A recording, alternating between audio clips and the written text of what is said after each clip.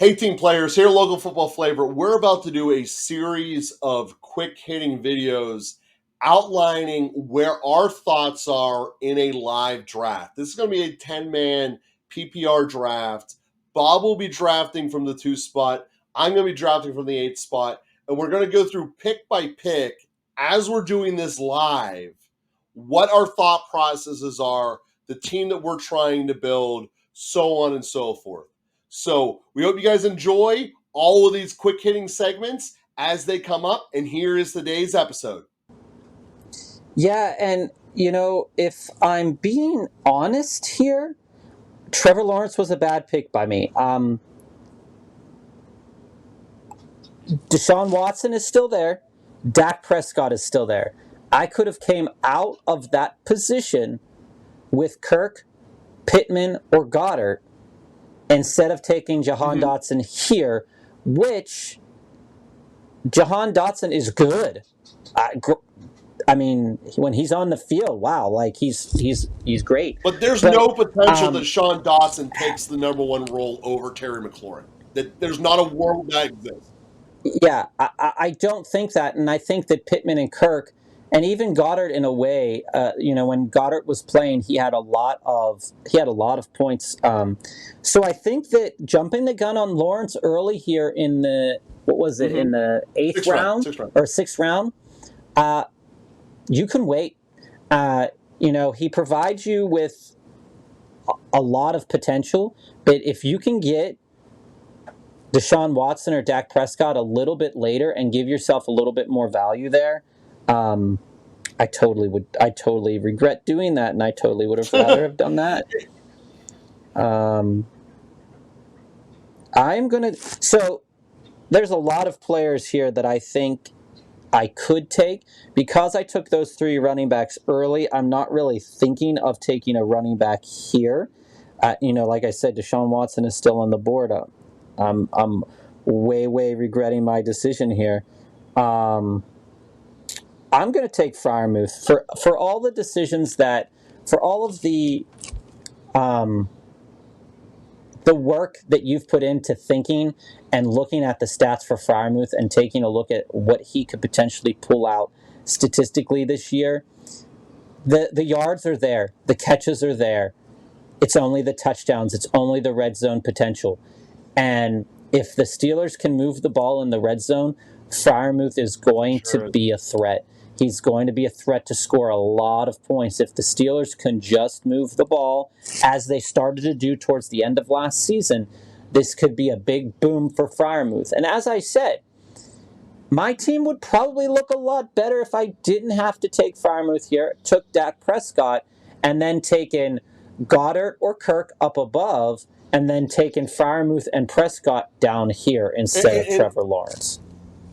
And Bob, that's the argument for not taking a quarterback after Fields early. I mean, if we're talking about any of the top 5, they're the top 5, that's fine. After that, it gets a little bit dicey. So I'm sitting here with a debate that I have a lot. I'm really hoping to be able to pull both of them out. Brandon Cooks is potentially a sleeping giant in Dallas. He's a great receiver. Dallas recognized that they need a number 2, and he's sitting there on the board. I love him there. The other one that I was considering was This is absolutely absurd that Deshaun Watson is still there.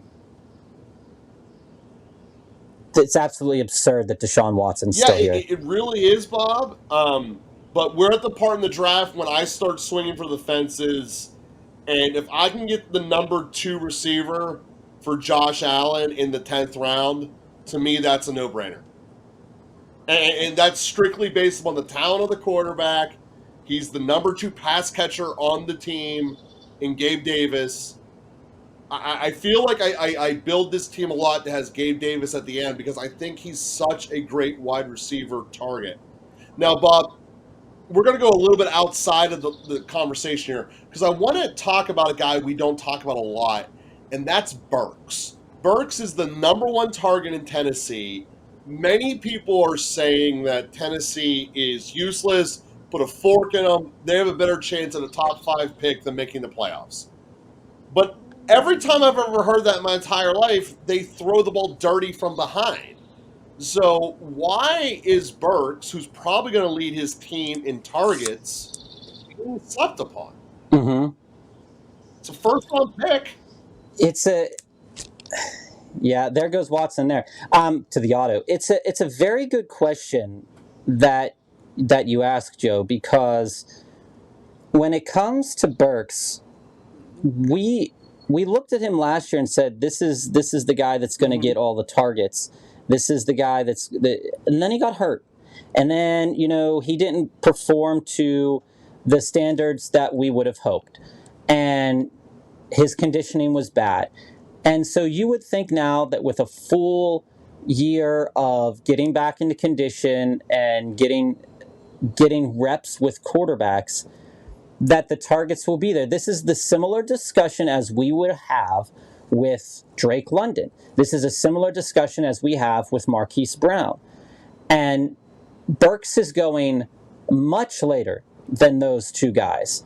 And so the team makeup, the only thing that's a concern is if Tannehill has really lost his step and Tannehill isn't going to be the quarterback, that we don't know what Will Levis will provide for the team. But this situation is very similar to the situation Brown is in. It's very similar to the situation that Drake London is in, is that these teams rely on a running game that will continuously pound it and continue to move the ball downfield, even if there is an aptitude at quarterback. And so their wide receivers' value really takes a hit, and you have to ask yourself, are you willing to take a guy? If you're in an offense like this, you have to be extremely efficient with the targets that you do get. And I think that Drake London and Marquise Brown will be slightly more efficient than Burks will be. That's just Well, I my don't think Drake personal London's opinion even there. in the cat. I think he'll blow him out.